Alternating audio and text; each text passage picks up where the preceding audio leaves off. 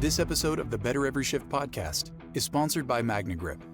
Eliminate diesel exhaust fumes from inside the fire station with a MagnaGrip exhaust removal system. Learn more at magnagrip.com.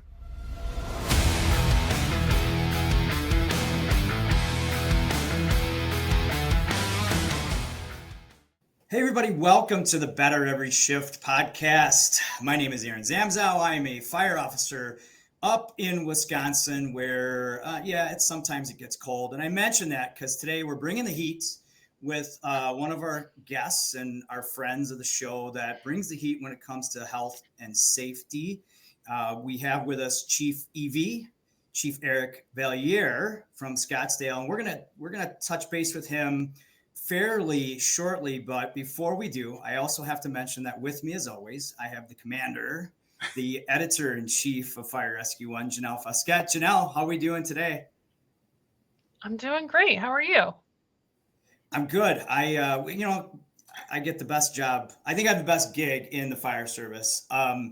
Although I was talking with Chief Valliere, and Chief, welcome to the program, by the way. You and I were just going back and forth about all the cool things that we've been able to experience in travels and presenting and, just going around the country. And so, thank you for being here, by the way. Welcome to the show. How are you, by the way? I'm doing fantastic. And I got to tell you, I am so thankful to be a part of this show. I'm like, both of you are just amazing people. So thank you for the invite to be here and share the safety message. I love that. Well, we're trying. We really appreciate that. I'll grease you the 20 next time I see you. Maybe a drink later, but yeah. Well, and the essence of the show is to bring on people that will motivate a positive change, people that are leaders in the field, people that are kind of thought provoking and action takers, and you're one of them. I mean, you have a litany of things that you have your hands and your brains and your efforts into. One is you're the assistant fire chief over emergency services. You manage operations, EMS safety for Scottsdale Fire. You're the chair of the Fire Department Safety Officers Association Board, as we all know, FDSOA. Then you serve as a lead Arizona State advocate for NFFF, Everyone Goes Home program, and you're a member of the IEFC Safety, Health, and Survival section. So obviously there's a theme there. Well, I'm just going to make one little edit. So on the emergency services or professional services now, we have just a couple changes in the organization, but now I have training, I have safety and wellness, and I have all the other things that are amazing in the fire service. Not the real exciting stuff, because we all got driven into this job because of operations, right? But everything is in support of operations is what I do now. It brings up a great point. Like, so now it's professional services. Is that it is? Said? Yeah. Okay. Which are, we in the fire service, we don't take professional serious sometimes, I think, right? Because we're just all about the fire side. So you manage the behind the scenes stuff, and a lot of that revolves around safety. And where does that passion for safety come from? Well, I'll tell you, first of all, I love people. I love the fire service, and people that come into this profession, and Janelle, you're one of them. People that come into this profession and drive this profession are usually caring people that want to make a difference, and they have a servant heart, right? And so I'm all about taking care of the people that deliver service to Mrs. Smith every day. And in my drive for people to go home, and it used to be everybody goes home. Well, it's got to be everybody goes home physically and mentally healthy, right? Now we've realized that in the fire service that we're facing, cardiac disease 10 to 15 years earlier than the general population. Our cancer rates are through the roof, right? And PTSD is a major issue in the service right now. And there's a lot of efforts that are going on to make some of that better for people. But we still need a lot of help. And my passion is just that. I can't get enough of it, because when I see some successes in organizations turning and focusing a little bit more in a certain area, it drives me more, right? Because what I try to create, and with not only in my organization, and by the way, Scottsdale Fire is amazing.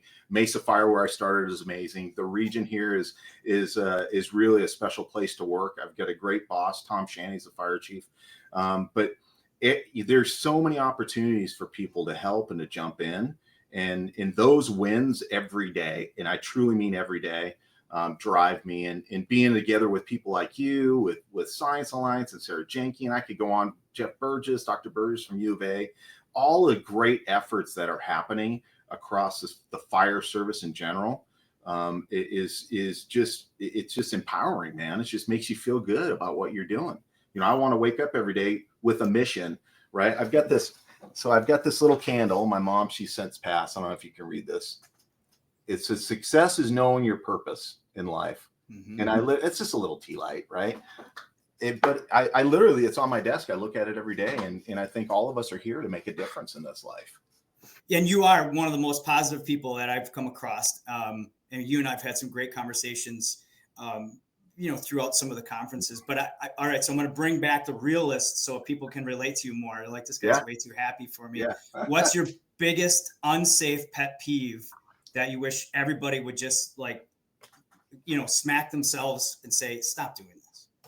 Well, there's a few of those, right? And we can look at line of duty deaths, and we can look at injury rates and all of those things. Yeah, there's catastrophic events that happen on scenes, from collapses and those kind of things. But I will tell you that the biggest thing I see, and it happens here in the Valley, it happens everywhere, that people aren't prepared for the job for that day. They're either dehydrated from something before, they're not mentally in the game because people have a lot of things going on in their life. So distraction takes them away from the job, the focus of the job sometimes. And when you're on those types of incidents, when you're on the fire ground, those more than ever now are more fast paced, right? Our burn curve has changed because of the things that are burning. We have to be at the top of our game every day, all day. And even if they arrive there ready to play, ready to fight, ready to meet the combat position that they're assigned to, it's the getting them back into rehab, get them rehydrated, right? Taking care of them along the way. And that focus is something that's critically important to me. How you run rehab, how you manage your people. And a lot of it, we can drive into leadership. A lot of it just really drives into the type of leadership that's happening in the organization. Yeah. Well, you started with NFFF. How long have you been involved with Everyone Goes Home? Well, I've been in the service 33 years now. I started in 91, and some of those things are a blur, right? But yeah, I've been the state advocate for quite a while. I've been a part of the FDSOA since 2013. And in both of those organizations, as well as some of the regional committees I'm on, just have this energy behind it. And people ask me that question, man, how do you wake up happy every day? I'm like, you only get one choice, man. You don't have another choice. Wake up, go do good work, and be happy. Put a smile on your face, make somebody else's day better, Yeah. The alternative really is not that fun. I mean, it really, right. You're saying you wake up, can I smile or frown? It actually takes less muscle to smile. So you might as well make it a go at it. Right. But when you first got on, right, the 16 life safety initiatives were kind of just created, and the basics of safety was, wearing your seatbelt, understanding fire. So how have you seen that change, and how has your passion kind of changed throughout the last 30 years?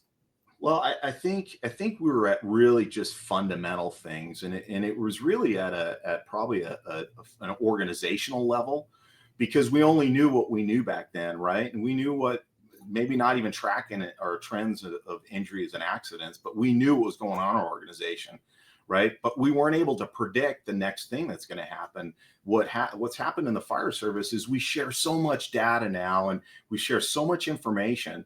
And I talk about this on my regional safety committee with the Auto 8 system. There's about 35 different departments and districts that are in the Auto 8 system. They either get dispatched out of Phoenix or Mesa. And it's the closest unit gets a call. We go to regional academies. It's the only way you can get in the system unless you're a fire chief coming from somewhere else.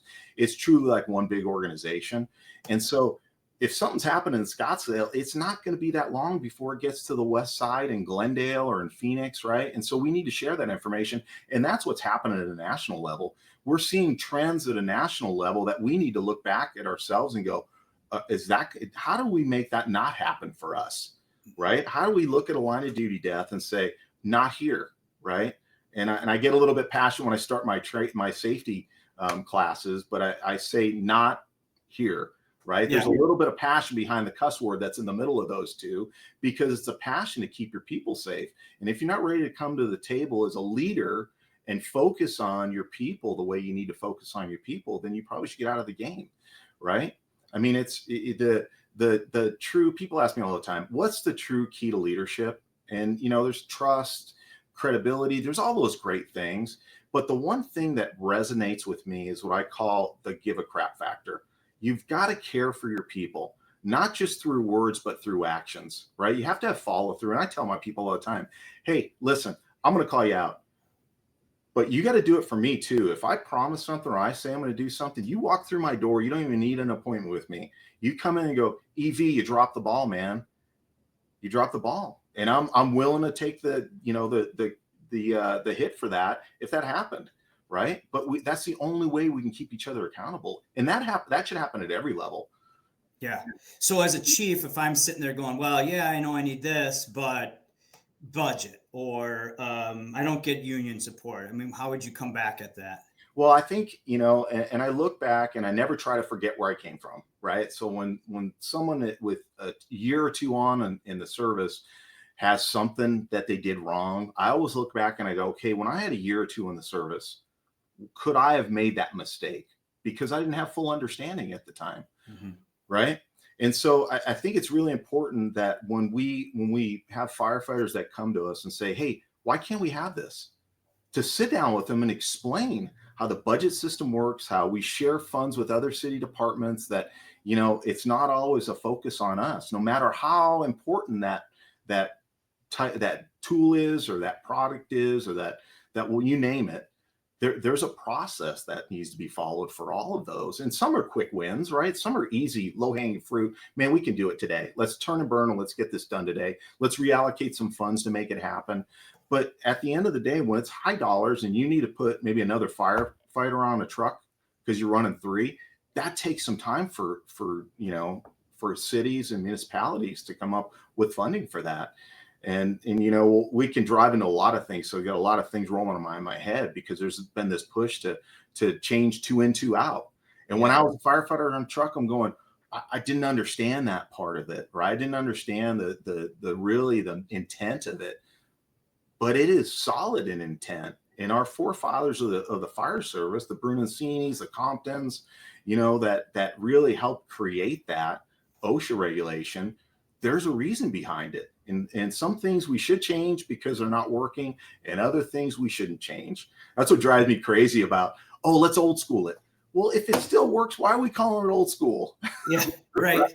Or are there ways to do it better also, 100%. Right? Like we have to look at that. But you hit on something I think that's really important that probably that maybe some people didn't hear. It's transparency. So even though I think that we need to work on this in our organization, you as a chief are saying, you're right, help me. Here's why this is a challenge. And it puts not only that firefighter into a position where, okay, I have a better understanding of it, but it also may put them in a position where they could help the cause. Do you agree with that? Oh, 100%. And that's, it's discipleship, right? It's getting more people to carry the message and buying into the message, right? And you've seen all the things out there on social media where they're having a bad look at what the word safety and what it truly means. Well, they're losing the true meaning of it, right? They're losing the true meaning of what safety means. Safety isn't saying you don't need to be aggressive, right?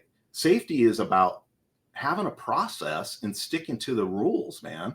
And we're gonna risk our lives every day in the fire service. We should be to save savable lives. The key is savable lives, right?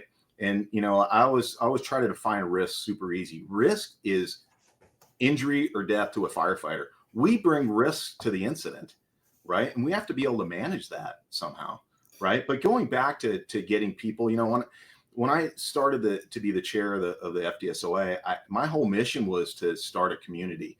Because you said it before we even went live here, Aaron, we're a little bit, some of us have a little bit of a screw loose because we have a passion for some of this stuff, right? We're misfits. Yeah, we are misfits. But there's other misfits out there. Jump on the wagon. You have similar likes and thinks and thoughts and all those things. there's a body of people in the fire service right now that want to be a part of a community. And that's my mission right now for us. And in January, we have our conference. It's about getting to know everybody at a personal level and helping them feel welcome. You know, I've had a couple people that the first time they came to the conference, we connected, and they became the safety officer in their organization, and they had no idea what they were supposed to do. They weren't getting support around them. And so they needed somebody to help them through that. Right. And so those people have changed. They've jumped on the bandwagon with the rest of the misfits, and we're trying to do some really great things. So we send people home safe. Tell us a little bit about the conference. Like, who's going to be speaking there? What are the big topics? What are you going to dig into? It's going to be awesome. I truly feel like it's going to be our best ever. You know, the FDSOA has two arms. We have the health and safety side, and we have the apparatus side. And historically, we've always separated those. And this year, we're bringing them together. It's going to be one big conference. We're going to take over the trade winds. We're going to have an apparatus track, which is EVTs and fleet managers. And there's a lot of firefighters that want to jump into those tracks, because I was an engineer, driver, operator once, and I had an amazing relationship with my fleet and my mechanics, right? That we have a mission to get our firefighters there and back from calls safely. And so we're trying to bring that into the forefront. We've got Frank Lieb, that's going to be a keynote for us. We got Jeremy Donch, which is going to be a keynote for us and bring some volatility and discussion to the table. He's going to talk about safety, just like I talked about it with you, but he's going to dive deep into it. And then we have Paul Darley, which is going to do an apparatus pre-con, an amazing leader of his organization, and loves talking about emotional intelligence and how important that is in the fire service. And sometimes we miss that, right? We miss that. But we're teaming up with Firefighter Cancer Support Network, FRCE, the Fallen Firefighters, Fiero, Science Alliance. We're all of us within these organizations have a lane, right? We all do something different. Ours is bringing safety to the streets. That's our slogan. Our slogan for the conference this year is bringing safety to the beach, which is kind of cool, right? But I'm Italian. I would never cook a pizza one slice at a time outside the pan.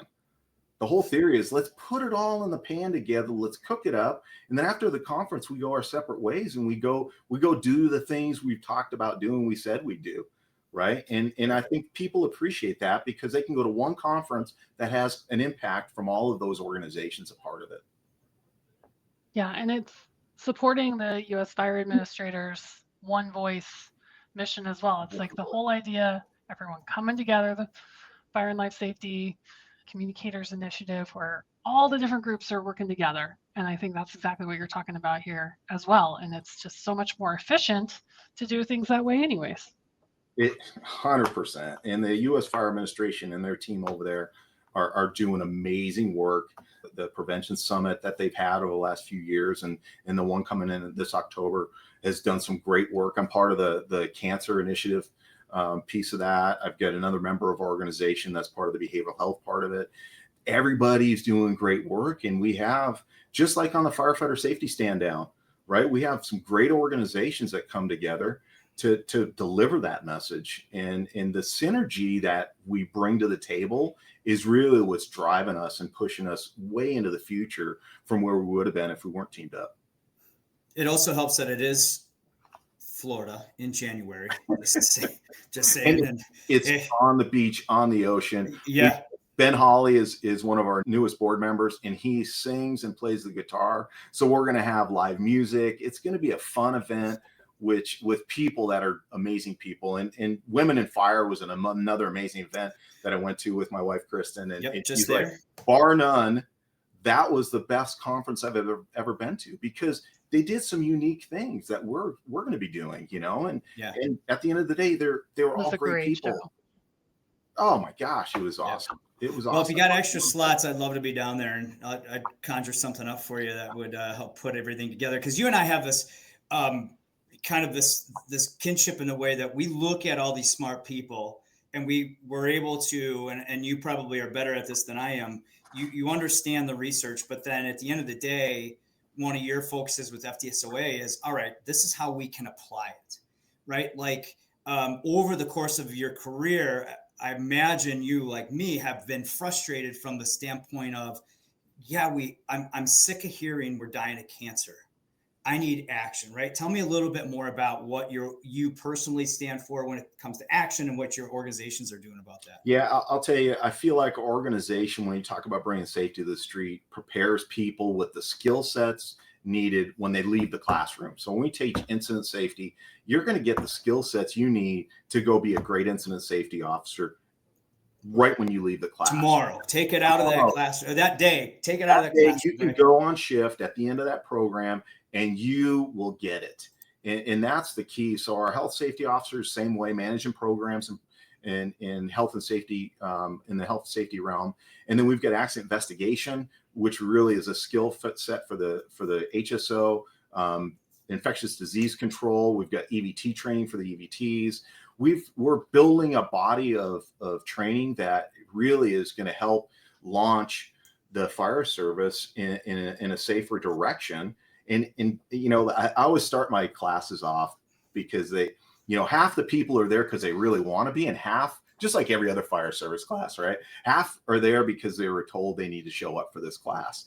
And you'll appreciate this, Aaron. And Kristen, I brought her to one of my classes and I kind of walked her through this. I go, you've got to win them over in the first like 10 to 15 minutes. You got to bring credibility to the table, and you got to have an open, honest conversation with them.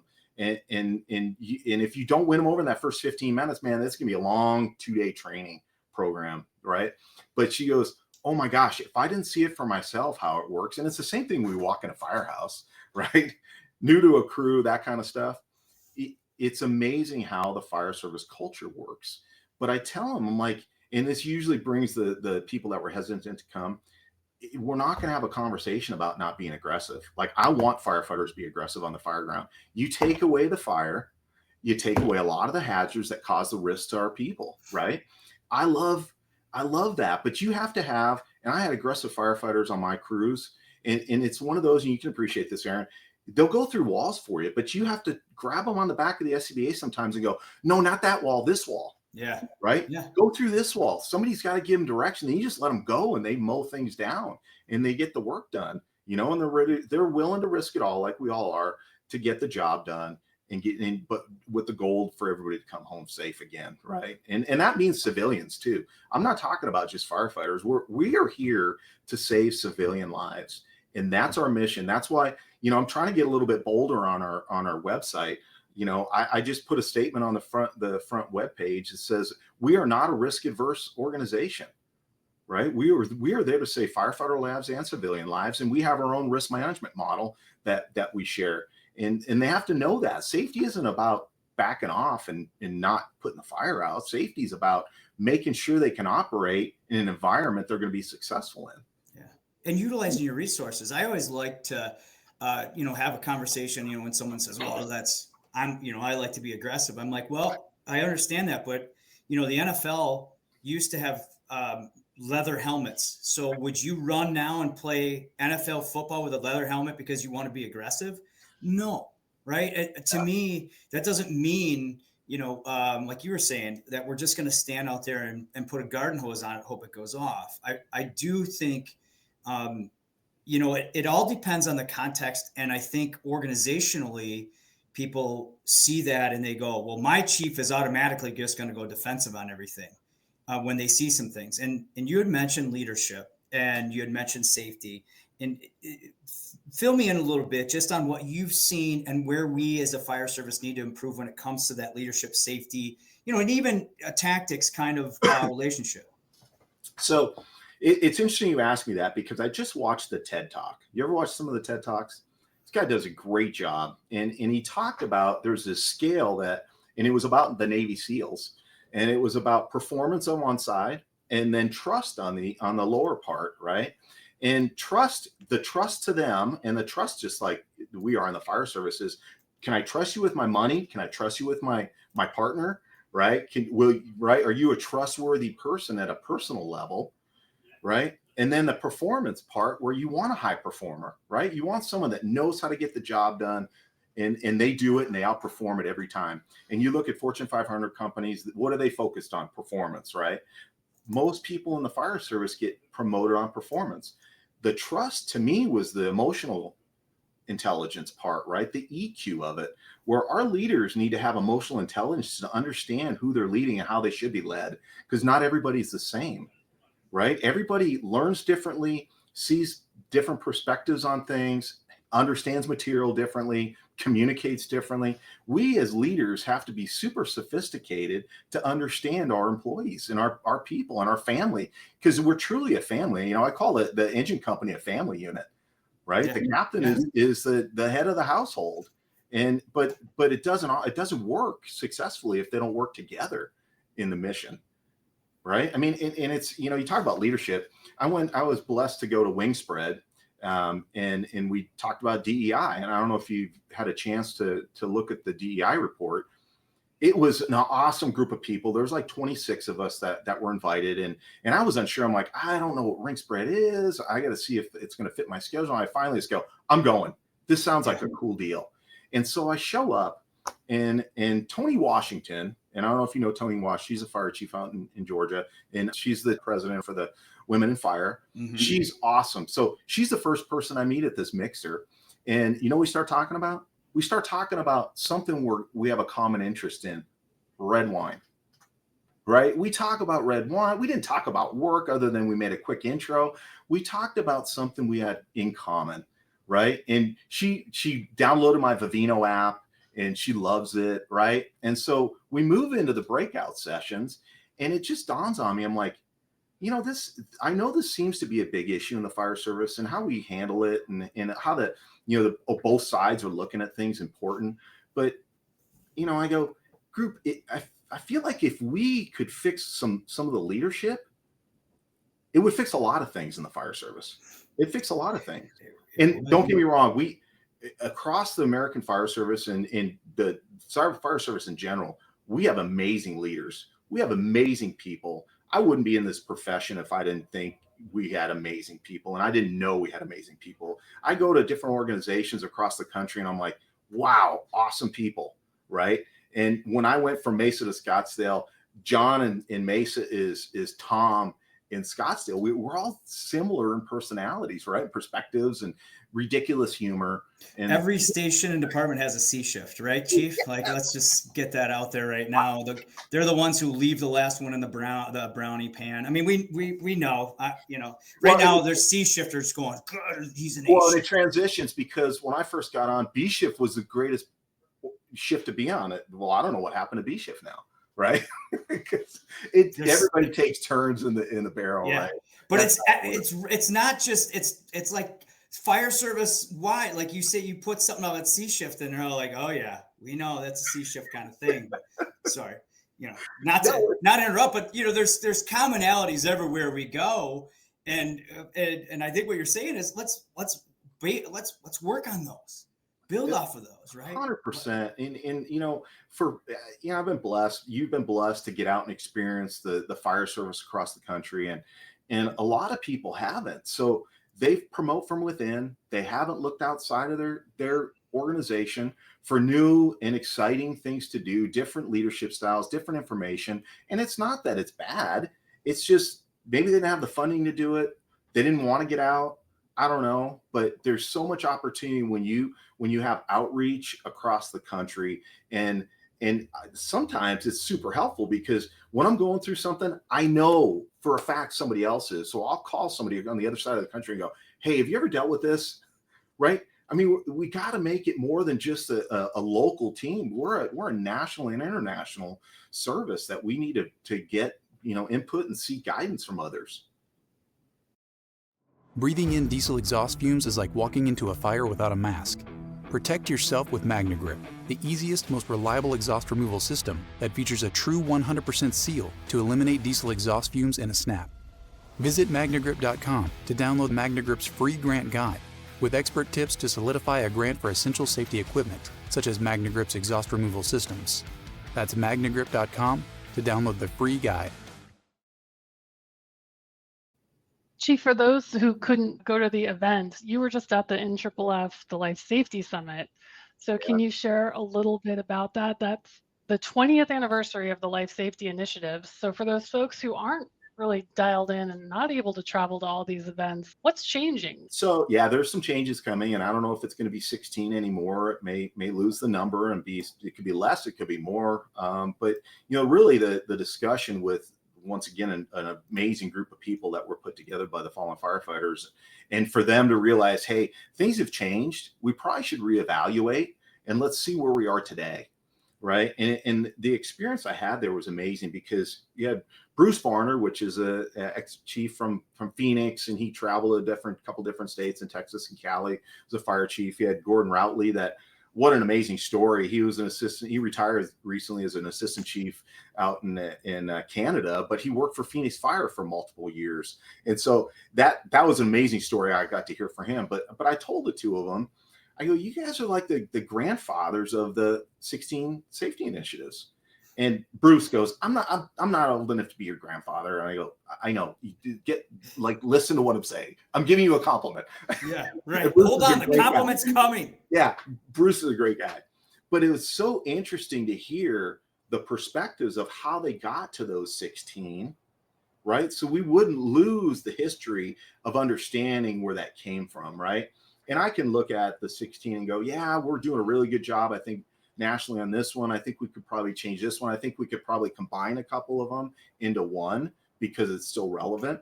But it was a well done process that we had breakout sessions. We had different questions to stir your thought process. And now they're in the mix of trying to decipher all of the input they got and see what comes out. And I don't know what the timeline is, but I will tell you this: if you ever have the opportunity out there to go and jump into the fallen firefighters, everyone goes home, FRCE, just great organizations out of the U.S. Fire Administration and FDSOA. I mean, Science Alliance. I can keep on with all these organizations that are doing great work that would love to have more people attend. But that was an awesome one for me.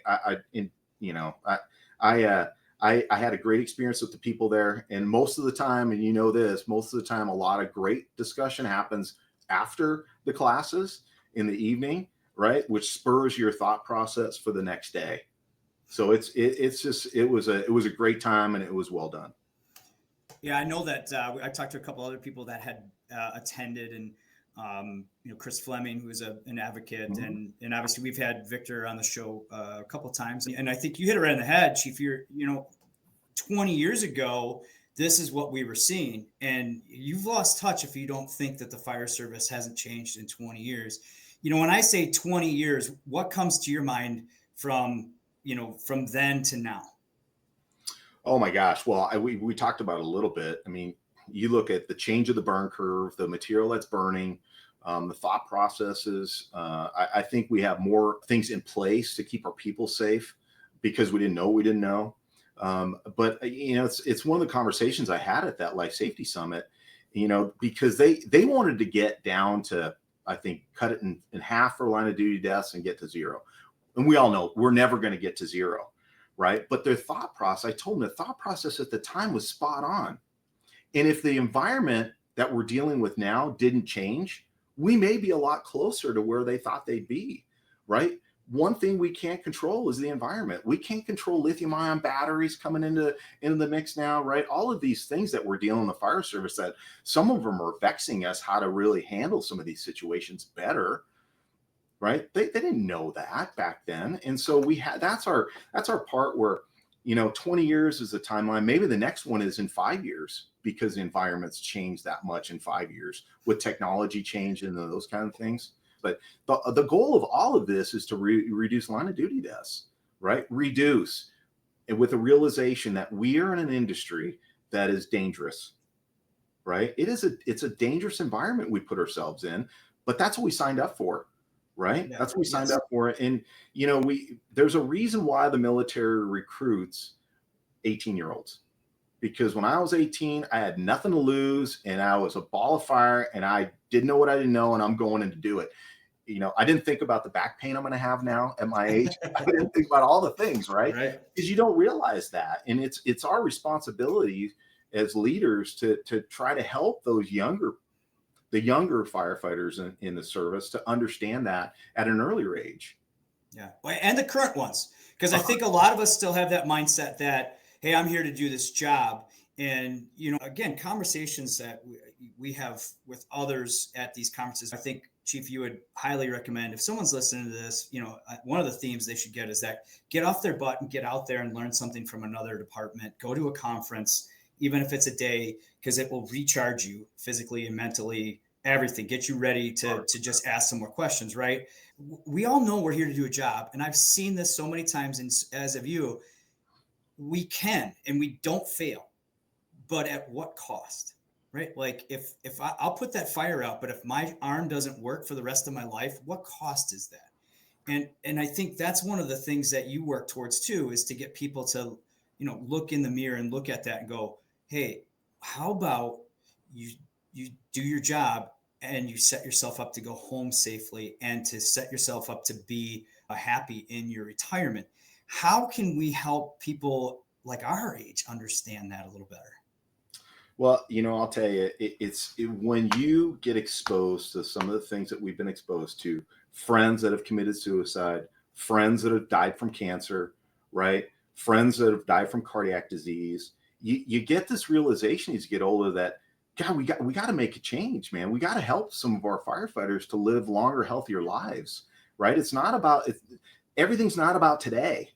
Everything's not about today, right? And so helping them understand what we're trying to do in our realm of trying to help with safety and some of those things is, the Swiss cheese theory, right?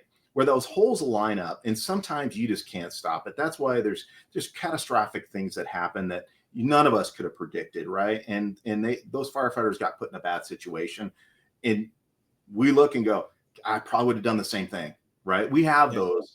But what we need to try to do is understand that we need to put layers of safety in between those holes, right? So incident safety officers put another layer, health safety officers put another layer, good solid response protocols, another layer, right? Like, how are you handling active shooter incidents? Are you doing rescue task force? Are you doing casualty collection points? You got to have these conversations. All of these things we're talking about is putting layers of safety. Deconning after working fires, all of those things, sharing your emotions and feelings with others that something bothered you, because in the old days we used to shut the doors on the truck and get it out, and then we wouldn't say another word about it, right? And that we realized that wasn't really the place we needed to be, because we're tough and strong. Vulnerability, helping your people understand that you have to be vulnerable, because I'll tell you, I'm just as hard-headed as everybody else in the fire service. I told my wife, because I live in Chandler and I've got great crews in the fire service in Chandler, and I know the people that are staffing the one that would respond to my house. And I had this crushing headache one day, and she was worried about me. I go, listen, you don't call 911 unless I pass out and can't tell you to call 911. How stupid is that? Yeah. Right. But we catch ourselves doing that because we're not willing to be vulnerable. Yeah. Well, I've met your wife, and I'm surprised she didn't hit you over the head with a pan, knock you out, and then call 911. She's smart like that, isn't she? 100% made me better. 100%. Yes.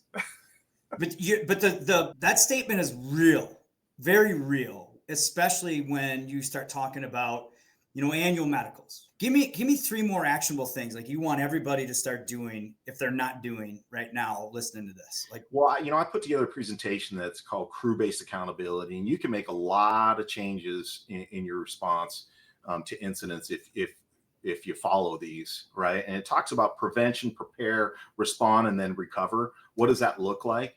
And as a company officer at the crew-based level, they've got to make sure their people are ready to work. Every one of us has come to shift not ready to work, right? We had the flu the day before, right? We're a little dehydrated. We're going through some relationship issues, financial issues, all of those kind of things. Crew-based leadership, man, is such a dominating factor. It can be such a dominating factor in the fire service, because one of the things we talk about is reading firefighters in our incident safety officer class, right? It's important to read firefighters. Where are they at?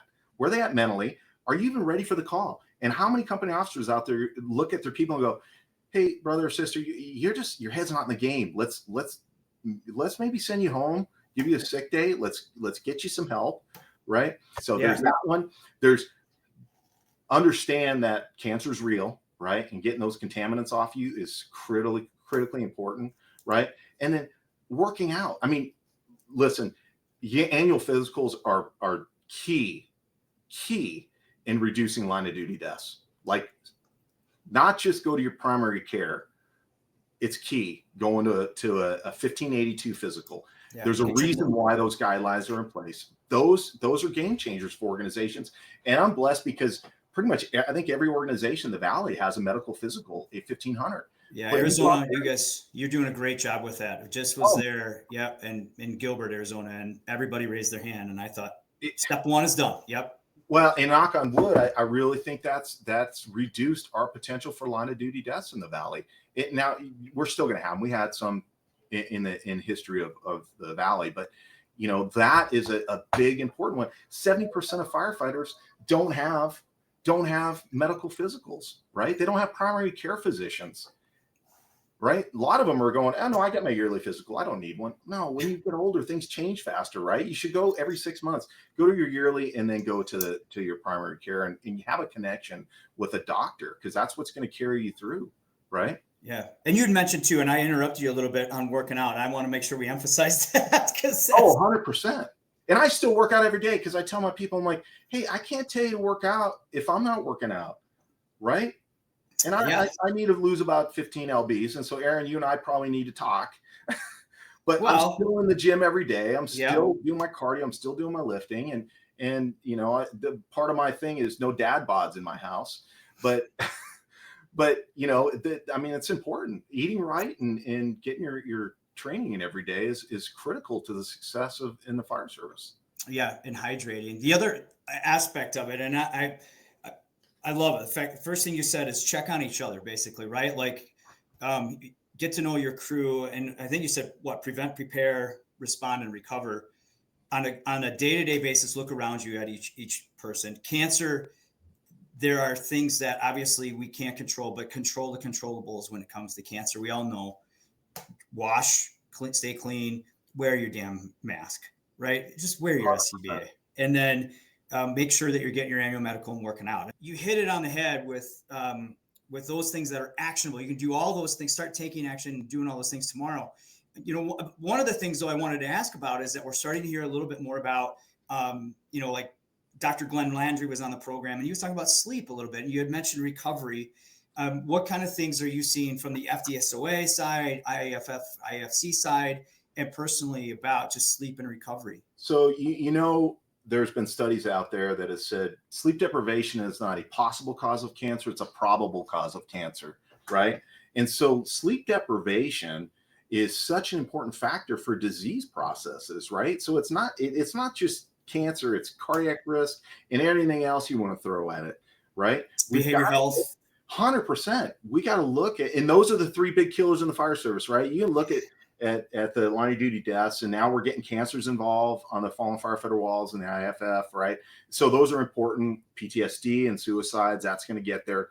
COVID hit, right? So there's a lot of things that have changed our numbers in our line of duty death, but there's still nothing that's bigger than those three, and right, because some of those you can't put your arms around. You can just tell people to do these things, right? But firefighters are big on shift work, right? They want their days off. And so sometimes we are willing to invest our sleep deprivation for time off, right? And if you're on a busy crew and you're working 48, 72 hours straight, that's a challenge. And we got to look at that. Our fire chief said, we were on a 4896, and my fire chief finally just said, hey, he went to labor group because we're big on labor management. It's critically important for your success. We're speccing tools and equipment, I tell the firefighters, I'm not using it now. You get what you need to be successful, right? Mm-hmm. We have to understand that there's a big role in labor management being on the same team. And he finally said, he goes, with all the studies, I can't turn away from this. So we went to a different shift schedule. And that was a rough transition when a lot of organizations are trying to get to the 4896, try to pull away from the 4896. We had some people that were super happy, and we had some people that were super disappointed. But it was a leadership opportunity for the fire chief, and nobody said anything, but he brought it forward himself because he cares about his people 100%. And I got right behind him and supported him. But, we have opportunities to get good sleep at home. There's small things you can do. Go get a sleep test. Go get a sleep test. You may get a CPAP and sleep really good at night. You don't realize that, right? There's so many opportunities for us just to be healthier and just stronger for each other, right? Yeah, and I think you mentioned too, like same reason why we push for annual medicals is there's data, right? So I just, I've been traveling around doing a lot of presentations with FRCE, and it was brought to my attention that Whoop and some of these Fitbits and sleep trackers, Yeah. they may not be 100% right, but really what they're just trying to do is provide you with some insights. And what we forget is sleeping is a skill, right? Like we used to think, shoot, man, I'm 18, I'm good at it, right? Yeah. I'm right. But as you get older, we learn that there are some ththings that we can do to help us, right? And so you had mentioned that you guys changed shifts. Where was the push to do that? Was that coming from, you said your chief did it, kind of started it, but did you also get support from like significant other spouses outside of? Yeah. So it's interesting you say that, because there were some spouses that said, my husband's tired all the time. He gets home, he can't do the honeydew list. I'd make that as a funny, but that's what was happening, right? Our people were going home dog tired. And quite honestly, the busy crews on day 2, it wasn't as much production happening, right? Mm-hmm. And I worked 48s before, and I understand. I've worked a 72 straight. I understand how tired you can get, because I really enjoy being on busy companies. And right, because if I was there, I wanted to work. But we didn't realize until we got a little bit older how important that is to get your sleep, and how much more successful you are when you have sleep, better diet, all the nutrition lined out, right? And your workouts, and you tie those together. And safety is not just an incident-based program. It is a holistic approach at keeping people healthy. So Chief, you and I, kindred spirits. I appreciate all the great insight. And also just your efforts that you've had over the last 33 years, I think you said, in the fire service. Yeah. And, your passion drove you to get active and to take action and join a lot of these organizations. And I think if anybody's listening, if you want to gain some more passion, if you want to get the energy that Chief EV is showing, start getting more involved that way. So again, thanks for all the insights. Now, you're not done yet, as we tend to do here on the show. We have a couple more questions. We call them hot seat questions. Most of the time, people know that they're coming and are prepared for them. But, every once in a while, there's a curveball in there. But, right, Janelle? Maybe today's the day. I don't know. We'll see. Janelle, start us off with hot seats. Well, gosh, now Aaron's challenged me to throw a curveball at you, so I'm gonna try one. Do you have a favorite life safety initiative? So, I have a couple good ones, and really the first one is about the cultural safety culture, and we talked about a little bit. It ties to leadership, right? I think that one really ties to leadership, and leadership isn't just telling your people what to do, right? It's about gaining ground with each other and forming a team that is all on the same page with what it looks like. And, safety isn't about code enforcement. What I talk about safety is cultural reinforcement. You got to build a good culture and then reinforce that culture. Nobody likes code compliance people. That does give safety a bad name, because all they're telling you is no, no, no, no, no. We're saying yes, but do it this way because you're going to survive it. That's what we're trying to get at, right? And then the other one was, it really talked about risk management and how you deal with risk management. I think that's number 3. And it touches on what people are thinking about safety right now. David Rhodes did his speech at FDIC. Did you both get to hear that one? Yep. And depending on what side of the pendulum you were on, you heard a different message. Yeah. Right? It was you heard a different message. But I know him, and I knew where he was going with it. And I feel like in the Valley, we have a really strong risk management plan. Our command officers are on the same page.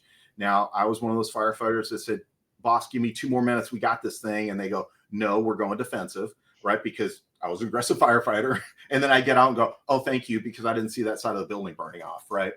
But the managing your activities and your engagement in the combat is really about having a process that you're all on the same page about. It's about getting a 360. It's about looking for survivable space. It's about making the right decisions at the time. And you can only do that if you prepare for it, right? And so those two for me are 100% the most important. But I got to tell you, I every time I teach safety, we walk through this and I make the students read one of them because I hate reading in class. So I did it. I do the first one and they read them all. And we talk about these life safety initiatives can really hit and touch every level of the organization. It's not like, oh, that's a leadership one. Oh, that's a management one. No, it's an everyone one. Everybody has to be a part of that. And every one of those, you should look at it and go, I don't care if I'm a firefighter. I don't care if I'm a company officer, battalion chief, or fire chief. We all have a play in each one of those initiatives to really bring it to heart and make a difference in the service. We all can really make an impact. I think it starts with the mirror and then goes from there, right? Yeah. So that wasn't a hot seat question. Come on, what's a hot seat question? Give me a hot seat. So I'm full disclosure. Yeah, this is good so far. Like he's got the 16. He's got them all tattooed on him somewhere. He's referencing. So but I don't have a tattoo. But I told Kristen that I do want to get one. I've wanted one for years, and my girls call me a sissy because I haven't gotten one yet. But I'm going to get one. But it has to be meaningful. To be meaningful. So let's see. A tough. All right, here we go. Tough. Hot seat got question. One. Okay. Yep. All right. Let's go. What do you think is the biggest challenge facing the fire service today? Oh boy, there's not just one. There's not just one. I think leadership and officer development is a key to our success, and we need to add in the EQ, the emotional intelligence part, which we haven't really focused on in the fire service a lot. We got to get a little bit deeper in our emotions and understanding of each other. I think we have to be really good about putting some efforts into some of these new and arising issues we're having, like a lithium-ion battery, because there's organizations and areas of the country that put a lot of effort into it, but sometimes that's not shared, right? We have a resource center on our website that allows members to come in and look at different policies and protocols, right? And so there's funding issues that we've always had. We talk about, hey, we're going through something right now. The funding issues are going to be, in my 33 years, the funding issues have always been there. They've always been there, right? I think we're getting as leadership a little bit smarter with reallocating of dollars and those kind of things, what to ask for, what we know will be wins, and bartering some deals with the leaderships of the city, right? To share how important things are and how to get funding. And we have to look to the privates to start helping us with some of those things. And some of them are stepping up big time to do that for us, right? I think active shooter stuff is going to be even more relevant. I think some of these mass casualty incidents, I hate to say it, are going to be, they're on the rise right now. And I just don't see a stop to it. I think society has changed and we have to look at it differently. I think our behavioral health issues in the fire service are just going to get worse because we're going to see worse things. And I think that the new generation that is coming on right now, we need to help them build a little more resiliency in their lives and what that looks like, and helping them understand the job when they get here. Because some people think this job's just about fighting fires. And if it wasn't for the medical calls, the three-letter word in the fire service that some people don't like, I was a paramedic. I love doing that because that's really the foundation of our response. It really is. And so helping people understand when they're coming to the service, what it means, the culture of the fire service, the emotional aspect of it, the family aspect, and some of the things they're going to have to deal with, and connecting that with their family. So all of them. So all of them. I know. Sorry, I had to run, but they're all critically important. We can't do one without the other. I think we have to address all of them, and that's why we need more help. Yeah. There's so many great people in the service right now, that super smart people that could just add so much value to where we're going and just make it a better service for people. All right, Chief, who has been the biggest positive influence on your fire service career? Okay, there's not just one. I'll give you three. Okay. So my mom, because she had the work ethic that was unmatchable, and cared for people like beyond belief. So that I drive to emulate her as much as I can. My wife, Oh my gosh, she supported me in all these things that I do. And every time I promote, she's right there with me. She was going to medic school when I was going to medic school.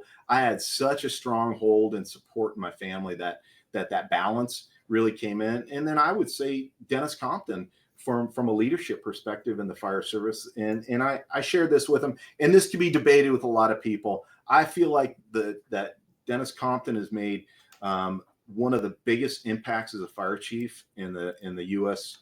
Fire service, just because he not only did things at a local level, he did things at a national level with the the federal government and OSHA and some of the other amazing things that have happened over the years. He's and when you talk to him, you guys know he has so much knowledge. You're like, come on, keep talking to me. Right? He thinks through things, and he has such a depth of understanding in so many areas of the fire service and in life that I, every time I get a chance to meet with him, I'm taking the opportunity to pick his brain about something different.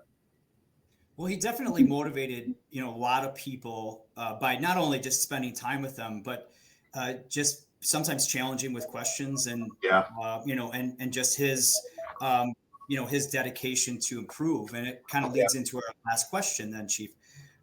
How are you? Last question. Wait a second. It's over? Well, this brings it all together, man. This brings it all together. Is how are you working to get better? How am I working to get better? Yep. Oh my gosh, man. Every day I wake up and try to do something new and learn something new. I always try to connect with somebody new. I try to reinforce relationships. It's and Chief Compton gave me this little diagram with the circle, and you're the middle of it, and there's arrows going in a ton of different directions, and those are all the people in your life, in your spectrum of your career, and we have a lot of them because we've been out in the national circuit. But looking at that and the importance of relationships, right? Because those aren't one-way arrows; they're both ways. And any opportunity to have the foster relationship, some people in the service think building relationships is like brain surgery. It's really not that hard. And it's so important because there's a give and take of what we can do to help each other, because we're in it for the right reasons, right? We're in it for the right reasons. And the opportunities I've had to do what I do, and I get opportunities thrown at me, and I have to select some because, my boss is good enough to let me leave quite a bit. And I don't want to take advantage of that because he's playing a great part with the connection with the I Chiefs.